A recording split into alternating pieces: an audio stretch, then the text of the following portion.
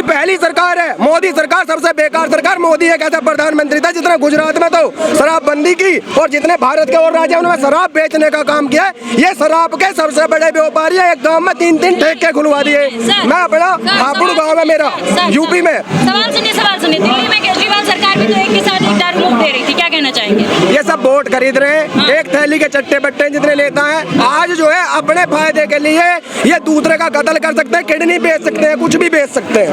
आपको जो है वो राष्ट्रीय किसान मजदूर संगठन यहाँ पर पहुँच चुका, सारे किसान नेता यहाँ पर पहुँच चुके, रोजगार आंदोलन कर रहे। विपक्ष का जो काम ही यही है, इसके लिए ऐसे तो सरकार भी कहती है भैया विपक्ष का काम तो यही है। इसके लिए मैं बता देता हूँ, सुनो, रोजगार क्या है? रोजगार क्या खेती से उत्पन्न नहीं होता है? जब एमएसपी की गारंटी का कानून किसानों को मिल जाएगा तो इस देश में सबसे बड़ा कॉरपोरेट निकल के किस खेती होगी, और खेती से जो है कितना रोजगार निकल के आएगा। इसीलिए रोजगार आंदोलन में हम लोग इनका सपोर्ट करना है, क्योंकि इसके अंदर आपने मुद्दे में पढ़ा होगा, एक लाइन है, एमएसपी पे गारंटी का कानून भी किसानों को मिलना चाहिए।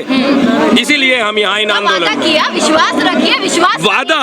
बहन जी, मैं आपको याद दिलाना चाहता हूँ, अभी केंद्र सरकार ने एक समिति बनाई है किसानों के एमएसपी की गारंटी का कानून के लिए नहीं है। उसके अंदर विषय ये रखा गया है कि एमएसपी को किस तरह से पारदर्शी बनाया जाए, तो किस तरह से झूठ बोलकर किसानों को ठगा इस सरकार ने, और अब ये सरकार झूठ बिल्कुल बर्दाश्त नहीं करेगी। किसान तो सुनो, ये जो मोदी है, ये नरेंद्र मोदी जो है, इसने प्रधानमंत्री के गरिमा को धूमिल किया है। देश की प्रधानमंत्री की पद को तुमने हमारी वोट देखी जब हम घेर न गए, बेईमानी से मोहर लगा ली, बेईमानी से हमने वोट नहीं दी। सबूत है, हमने वोट डाला है। मतलब भाजपा जीत जाए तो वो बेईमानी से भाजपा जीत आप मुझे पहले एक मिनट सुनो। मैंने सुन लिया आपका सवाल, पहले 1 मिनट सुनो, आप मेरी बात सुनो। भाजपा जीत जाए, जो भाजपा में चला जाए, जो कातिल हो, हत्यारा हो, उसमें ईडी की जांच नहीं होती। भाजपा की पार्टी छोड़ो, सारी जांच उसमें बैठ जाएगी। एक सेकंड, विकास आप जीत जाएंगे तो विकास के नाम पर जीत रहे हैं, दूसरा जीत जाएगा तो ईवीएम के नाम पर जीत रहे हैं वो। अच्छा बहन जी, ये पैसा खर्च करते हैं, ये दल्ले और दलाल हैं। अच्छा, ये दल्ले और दलाल हैं, ये पैसा बेचते हैं। ये दलाल हैं मोदी, अडानी के, अंबानी के, कॉरपोरेट के, व्यापारी के, उद्योगपतियों के, उनके दलाल हैं ये।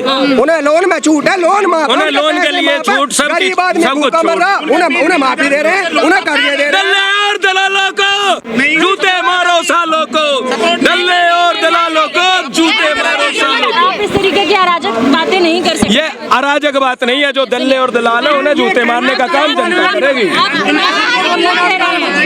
अपने घर से कोई नहीं कहता। रोजगार की आप बात कर रहे हैं, किस तरीके की रोजगार नीति में आपको क्या चाहिए? रोजगार नीति के अंतर्गत आप किस चीज की डिमांड कर रहे हैं सरकार से?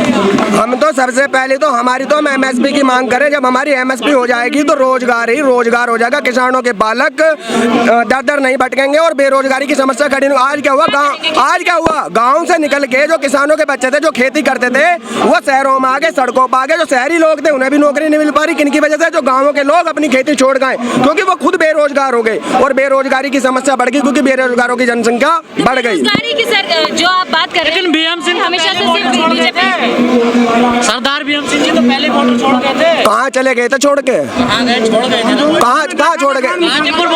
कहाँ गए थे? आप बताओ कहाँ गए थे?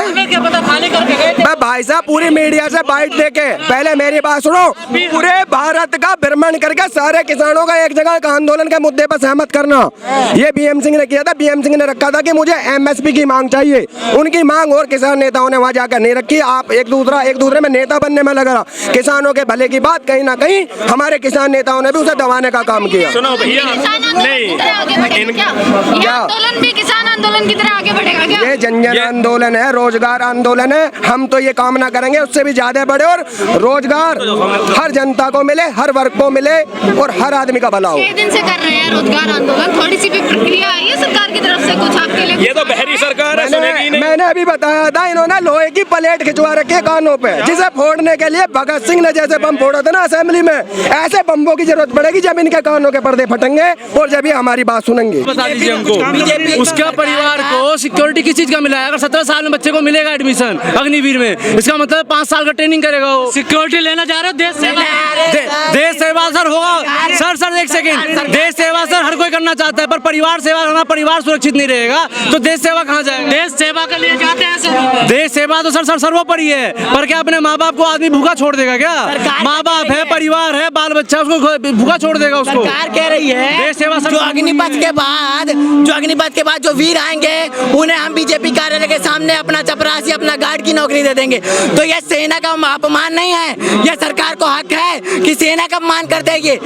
ये अब चपरासी में रखने लायक है? अरे मैं तो बोलता हूँ ये इस देश के लायक नहीं है, ये प्रधानमंत्री इस देश के लायक नहीं। आप सेना का अपमान करते हैं। अगर प्रधानमंत्री देश नहीं है, ये सेना ये खुला सेना को बोल रहे हैं कि जो सेना 4 साल बाद आएगा उसे हम चपरासी रखेंगे, गार्ड की नौकरी में रखेंगे। तो क्या ये सैन्य का अपमान नहीं है? ये अपमान है, और ये अपमान हर युवाओं के ऊपर दिल में। युवा तो कह रहे हम तैयार है 4 साल के लिए। तैयार है ना जी, कौन से तैयार? और तैयार भी है, हाँ तैयार है ना, अंधभक्त है वही। युवा तैयार नहीं है, जो फॉर्म भर रहे हैं अंधभक्त हैं जी, बिल्कुल अंधभक्त हैं, बिल्कुल अंधभक्त हैं। समझ में नहीं आ रही। आप एक चीज देखिए, कोई आज तक जितना भी युवा है जो बेरोजगार है वही जा रहा है। कि नेता को बेटा को आज तक देखे हैं कभी जाते हुए? कभी भी नेता का बेटा या कोई जो भी एमएलए है, एमपी है, किसी का वो क्यों जाए? ऐसी बात कर क्यों नहीं? तो सरकार काहे नहीं ये नागरिक नहीं है, वो देश का नागरिक नहीं है। देश की सेवा एक राष्ट्र अधिकार है, सबको जाना चाहिए उसमें। नहीं, वो देश में रहकर सेवा करेगा ना, नेता बनकर। हाँ तो नहीं, सिर्फ नेता का बेटे कोई नेता बनने का हक है, गरीब को हक नहीं। बीसीसीआई का सचिव कौन बनेगा? नहीं तो नेता, अगर वो नेता के बेटे को ही नेता बनने का अधिकार है जी। गरीब आदमी को नेता बनने का अधिकार है। पूरा मोटिव गरीब जब भी तो वोट देते हो नेता के बेटे को देखकर। जी, आप लोग इसलिए तो वोट देते हो कि तो मैं बोल तो रहा हूँ आपसे, मैं तो अभी बोल रहा हूँ, हम वोट नहीं देते। एक बार मोदी जी ने बोला हम 2 करोड़ रोजगार देंगे, हमने वोट दिया। माननीय प्रधानमंत्री 56 बात मानते हो? एक से 56 इंच का छाती है मोदी जी का, विश्व घूम रहे हैं, विश्व गुरु बनाने की बात कर रहे हैं। एक बार बोला हम 2 करोड़ हर साल 2 करोड़ रोजगार देंगे, मगर दिया नहीं दिया। तो अब रोजगार अपना दम, अब युवा अपना दम दिखाए। क्यों नहीं होंगे? जब एक आदमी को समझ ही नहीं है, जब दूसरे आदमी की समस्या का ही नहीं पता। अगर हम बेरोजगार हैं तभी तो हम यहाँ आए, नहीं हमें जरूरत क्या है यहाँ आने की? अगर हम बेरोजगार हैं तभी तो हम यहाँ आए। आपका आंदोलन जी नहीं है ना, आपका काम है आंदोलन करना।